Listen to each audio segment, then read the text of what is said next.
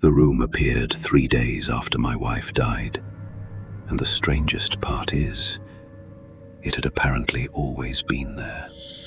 I know how insane that sounds. I've replayed it in my head 1,000 times, trying to explain it logically. Stress, grief, sleep deprivation. Maybe I missed something in the layout of the house all those years. But no matter how many excuses I came up with, one fact never changed. I grew up in that house. I knew every hallway, every loose floorboard, every crack in the ceiling. And there was never a hallway beside the kitchen. Not until Emily died. After the funeral, I couldn't stay in our apartment anymore. Every room reminded me of her. Her coffee mug still in the sink, her jacket hanging near the front door, the indentation on her side of the bed. It felt like the apartment itself was waiting for her to come home. So I packed a few bags and drove 8 hours to my childhood house in Vermont. My parents had both passed years ago, and the place had been sitting empty ever since. I figured isolation would help me clear my head.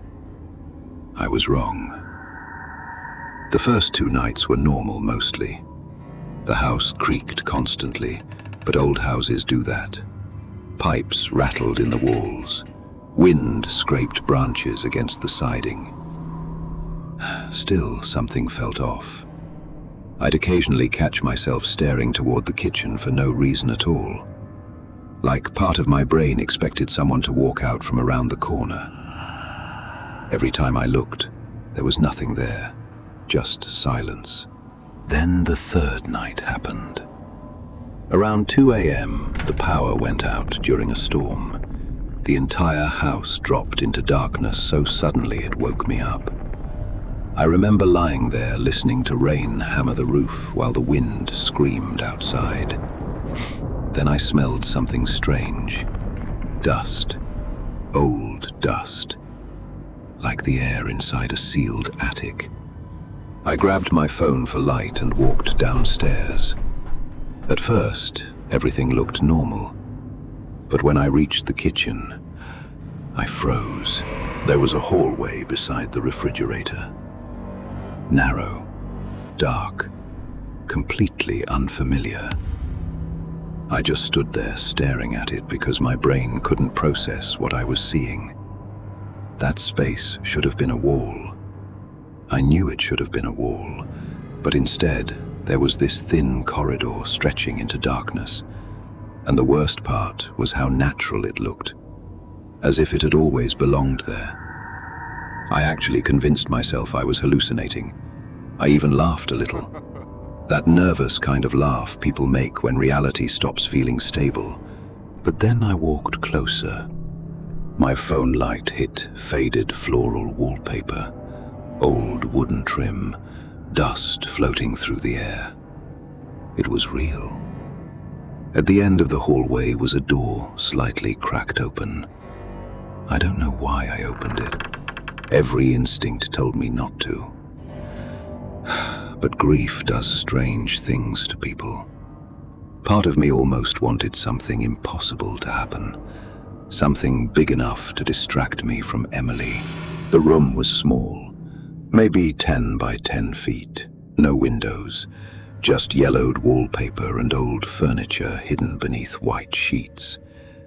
The air felt heavy inside, warm compared to the rest of the house. And there was this low humming noise coming from somewhere in the walls, barely audible, but constant. Then my flashlight landed on the photographs. Dozens of them were scattered across the floor, old Polaroids mostly. At first, I thought they were family photos, but when I picked one up, my stomach dropped. It was me, sitting on the front porch of the house, drinking coffee, the exact same clothes I'd worn that morning. I turned over another one, me sleeping on the couch downstairs. Another showed me unloading groceries from my car the day before. Every picture had been taken recently. Secretly. and in every single photo, someone was standing in the background. Tall, pale, blurry, almost human. I left the room immediately. I actually ran upstairs and locked myself in my bedroom like a child. I didn't sleep the rest of the night. I just sat there with a kitchen knife, waiting for sunrise. The next morning, I searched the entire house, expecting to find signs someone had broken in. There was nothing. No footprints outside, no open windows, no damaged locks. And when I finally worked up the nerve to go back downstairs, the hallway was still there. That's when things became worse. Because now it wasn't just a nightmare. I started digging through old boxes in the basement looking for house records. I found blueprints my father had kept from renovations done in the 90s. And there it was. The hallway. The room. Printed clearly on the floor plan like they'd always existed. I remember staring at those blueprints for almost an hour. I even found old family photos where part of the hallway was visible in the background. Except I had no memory of it. None. It felt like reality itself was gaslighting me. That night, I heard Emily's voice. Very faint at first, somewhere downstairs. Daniel. I stopped breathing. I hadn't heard her voice since the hospital. For a second, my entire body locked up, because grief does something dangerous to the mind. It makes you want impossible things to be real. Then I heard it again. Daniel, please. It was coming from the room. I should have left the house right then, packed my things and driven away forever.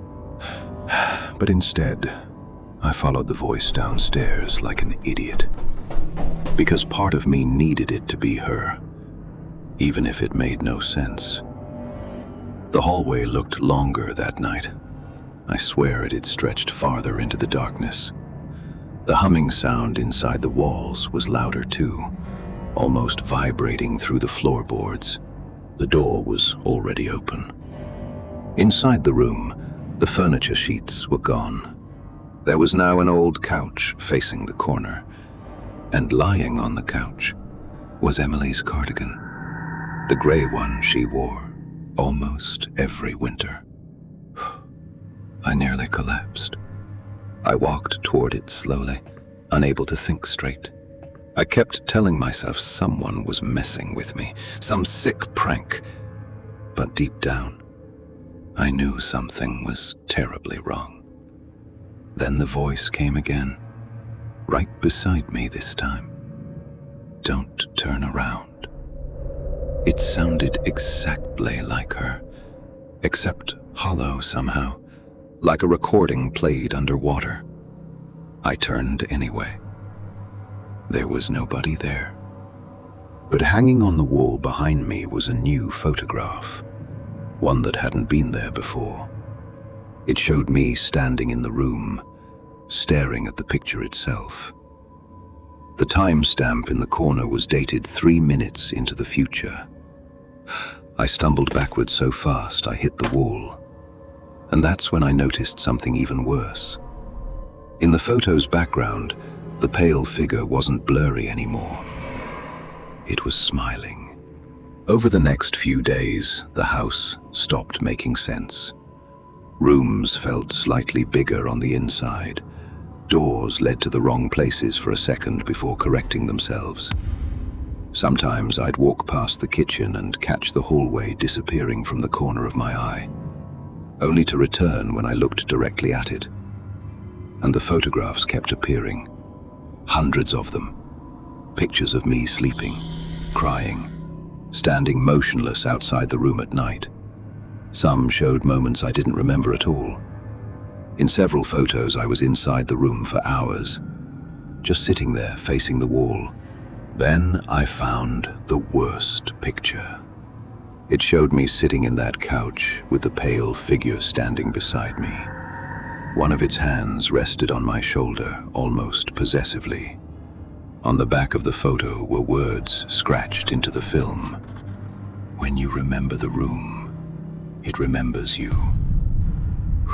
That sentence broke something in me, because I finally understood what the room was doing. It wanted attention, recognition, grief. The more I obsessed over it, the more real it became. And every time I entered that room, reality around it shifted slightly to accommodate it, rewriting memories, rewriting history itself. I tested the theory the next morning.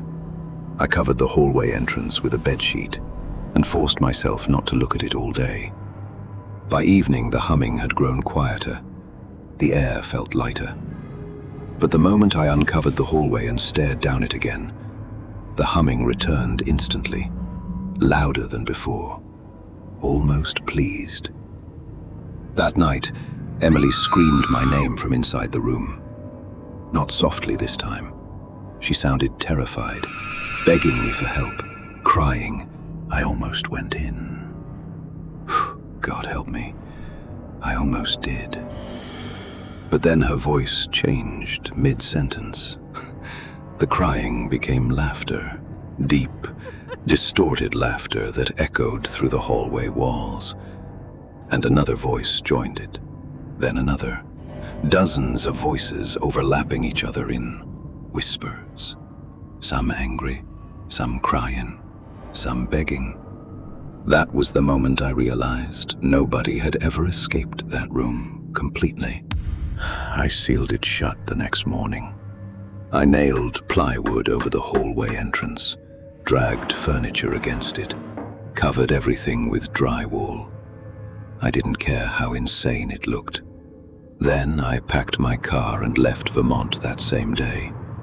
I haven't gone back since. For a while, things felt normal again. I got a new apartment in Ohio, started therapy, tried rebuilding my life.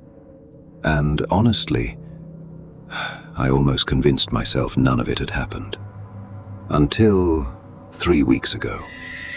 I woke up around 2 a.m. needing water. As I walked toward the kitchen, I stopped dead in the hallway.